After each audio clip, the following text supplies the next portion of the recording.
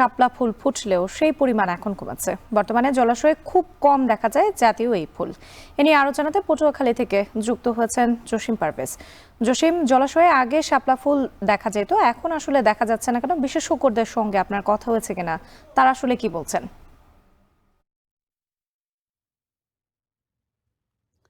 রাত্রি জাতীয় ফুল শাপলা এটিকে জাতীয়করণ করা হয়েছে পরিচ্ছন্ন জীবনচক্র এবং মিঠা ও স্বাদু পানিতে এটি জন্মগ্রহণ করে এবং এটি ঔষধি গুণসহ নানা গুণাবলীতে অর্থনৈতিক সক্ষমতা অর্জনে জীবন জীবিকা লালন পালন করে আসছে এই উপকূলীয় অঞ্চলের মানুষ। সে কারণেই কিন্তু এই জাতীয় ফুল রক্ষার জন্য স্থানীয় যে অভিজ্ঞ মহল মনে করছেন যে আসলে এটি রক্ষার জন্য আরও গবেষণা এবং এটি জলবায়ু পরিবর্তনের সাথে খাপ খাইয়ে কিভাবে টিকে থাকতে পারে উপকূলীয় অঞ্চলে সে বিষয়ে তারা তাগিদ দিয়েছেন।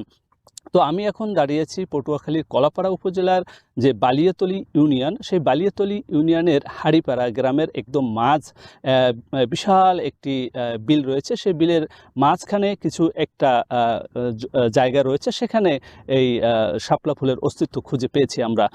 তো এখানে এসে আমরা যতটুকু দেখেছি, এখানে যে মানুষ এখানকার শাপলা তারা কুড়িয়ে হাট বাজারে বিক্রি করছেন এবং অনেকেই রান্না করে খাচ্ছেন। তারা বলছেন যে এই শাপলাটি অত্যন্ত সুস্বাদু এবং স্বাস্থ্যসম্মত এবং পুষ্টিকর। এখানকার যে কৃষকদের সঙ্গে আমরা আরও কথা বলেছি, তারা বলছেন যে এইটুকুই তারা রক্ষা করতে পেরেছেন, বাকিগুলো ধ্বংস হয়ে যাচ্ছে। কেননা নির্বিচারে উপকূলীয় অঞ্চলে নির্বিচারে কীটনাশক ব্যবহার করা এবং জলবায়ু পরিবর্তনের প্রভাবে যে এখন যে জমিটি বা এই বিলটি জলাধারায় পরিপূর্ণ, সেটি কিন্তু শুষ্ক মৌসুমে শুকিয়ে ফেটে যায়।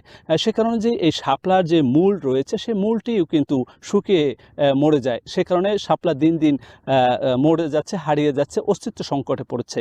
তো এখানকার বিশেষজ্ঞদের সঙ্গে আমরা কথা বলেছি, তারা বলেছে যে জলবায়ু পরিবর্তনের যে প্রভাব এবং একই সঙ্গে নির্বিচারে কীটনাশক ব্যবহারের কারণেই কিন্তু উপকূলীয় অঞ্চলে শাপলা হ্রাস পাচ্ছে এবং একই সঙ্গে জলবায়ু পরিবর্তনের প্রভাব বিস্তার করাই কিন্তু আস্তে আস্তে অস্তিত্ব সংকটে পড়েছে। এটি রক্ষার জন্য সরকারি বেসরকারি বিভিন্ন উদ্যোক্তাদের মাধ্যমে এই শাপলা রক্ষা করা হলে এই দক্ষিণ অঞ্চলে মিলবে এই জাতীয় ফুলের দেখা। এই ছিল আমার কাছে সবশেষ। পটুয়াখালীর খাল বিলে অসংখ্য শাপলা ফুল ফুটলেও এখন সেই পরিমাণ কিছুটা কম দেখা যাচ্ছে। এ নিয়ে বিস্তারিত জানাতে আমাদের সঙ্গে যুক্ত ছিলেন জসিম পারভেজ। এখন